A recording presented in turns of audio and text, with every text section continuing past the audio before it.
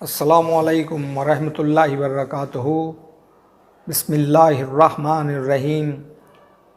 करामात हबीब शाह बाबा के ताल्लुक़ से जो इससे पहले एक शादी का वाक़या मैंने आप लोगों को सुनाया था, इसी तरह का एक और वाक़या सुभान बा की बेटी छम्मू आपा ने अपने ही घर का एक और वाक़या उन्होंने मुझे सुनाया। राजस्थान सुलैल में इस्माइल मास्टर के घर में, जहाँ पर हबीब शाह बाबा का ख़ियाम है, उनका मरकज़ है, वहाँ पर बैठे हुए थे।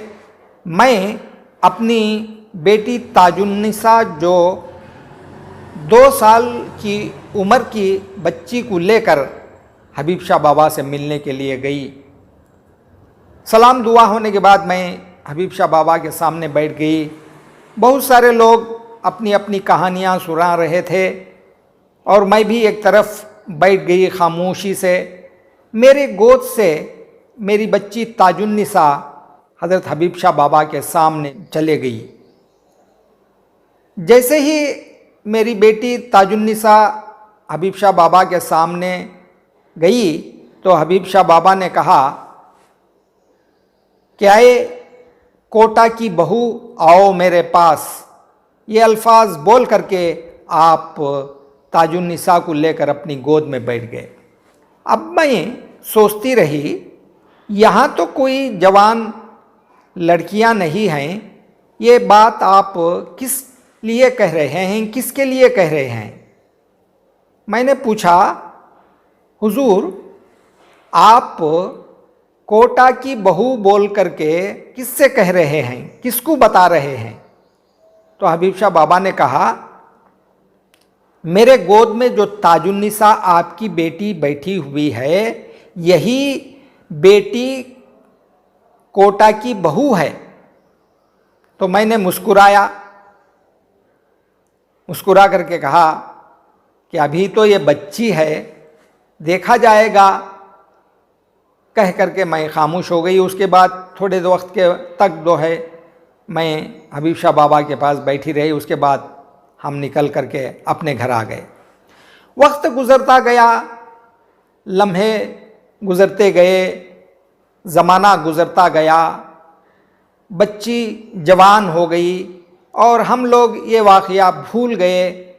बच्ची जब शादी लायक हो गई तो बहुत सारे रिश्ते ताजुन्निसा के लिए आने लगे और बहुत सारे गांव से ताजुन्निसा के लिए रिश्ते आते रहे। कभी कोई रिश्ता हमें पसंद आता, कोई रिश्ता उन लोगों को पसंद आता। इस तरह कम से कम 20-25 रिश्ते आते गए, चले जाते गए। कभी कोई रिश्ता वो लोग पसंद कर लेते, उसके बाद फिर 2-3 दिन के बाद कह देते कि हमको कहीं दूसरी जगह रिश्ता तय हो गया। इस तरह रिश्ते आते गए, जाते गए। आखिरकार कोटा से एक रिश्ता आया जिसको हमने पसंद कर लिया और वहाँ पर रिश्ता तय भी हो गया। तो उसके बाद मुझे वो बात याद आ गई जो 16-18 साल के पहले हज़रत हबीब शाह बाबा ने कहा था कि ताजुन्निसा को देख करके कोटा की बहू आओ मेरे गोद में बैठ जाओ।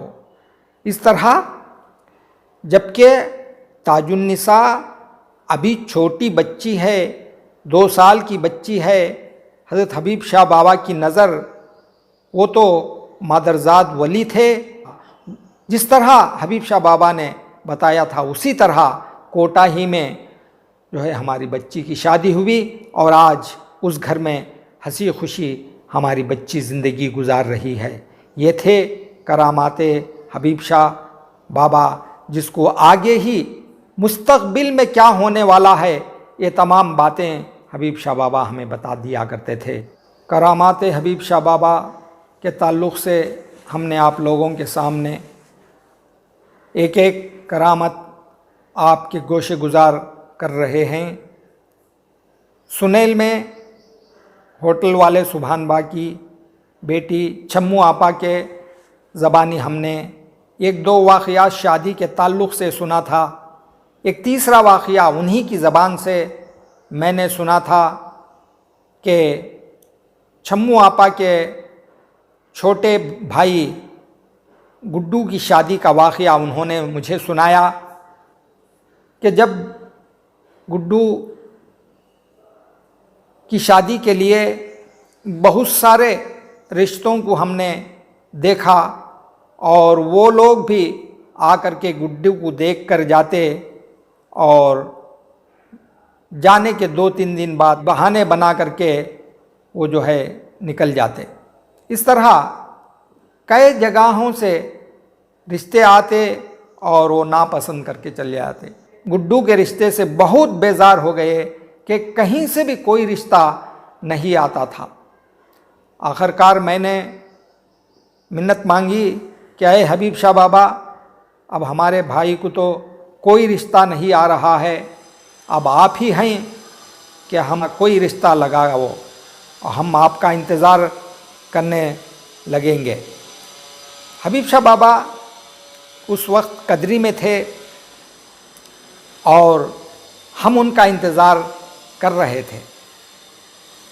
एक दिन मैं नमाज़ पढ़ करके अल्लाह से दुआ करके हबीब शाह बाबा का तस्वुर ले करके सो गई तो मुझे ख्वाब आया कि हज़रत हबीब शाह बाबा इकलेरा में महबूब शाह के घर में बैठे हुए हैं और मुझे वो बुला रहे हैं, ए छम्मू तुम फ़ौरन इकलेरा आ जाओ, मैं तुमसे बात करना चाहता हूँ। जब मैं नींद से बेदार हुई तो हमारे घर वालों से कहा कि मुझे तो ऐसा ख्वाब आया है, फ़ौरन अब जो है हम यहाँ से इकलेरा चलें, बाबा साहब आए हुए होंगे। हमने सुबह सुबह इकलेरा पहुँचे। इकलेरा पहुँचकर महबूब शाह के घर में जा कर के देखा तो वाकई हबीब शाह बाबा बैठे हुए हैं।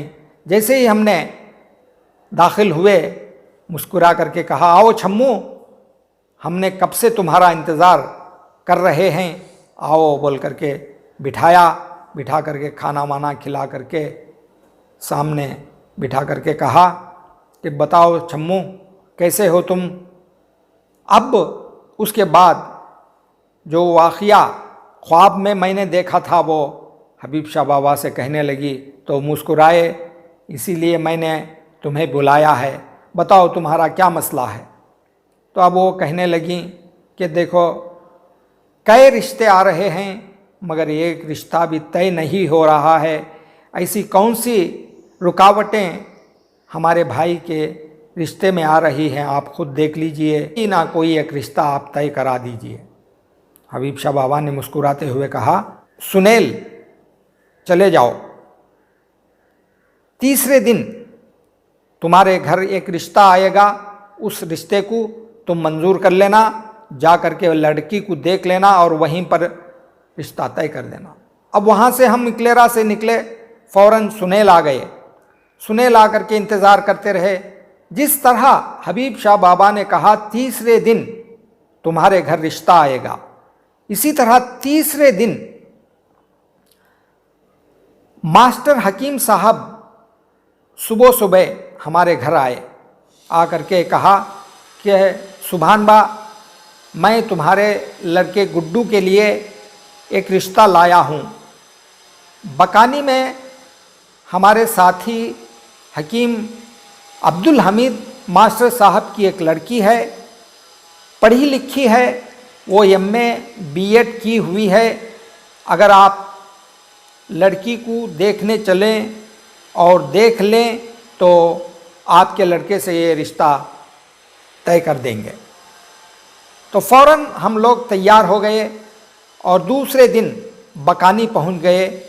वहां जाकर के लड़की को देखा, लड़की भी हमें पसंद आ गई और फ़ौरन वहीं पर हमने रिश्ता तय कर लिया और उनसे कहा कि ये रिश्ता हमारे हबीब शाह बाबा ने हमें हमारे घर पहुंचाया है, हमें मंजूर है। आपके आने से पहले ही हमें हमारे मुर्शद हमारे हबीब शाह बाबा ने कह दिया था कि पढ़ी लिखी लड़की तो का रिश्ता तुम्हारे घर आएगा, तुम मंजूर कर लेना। इस तरह गुड्डू का रिश्ता तय हो गया और मुमताज़ के साथ गुड्डू की शादी भी हो गई।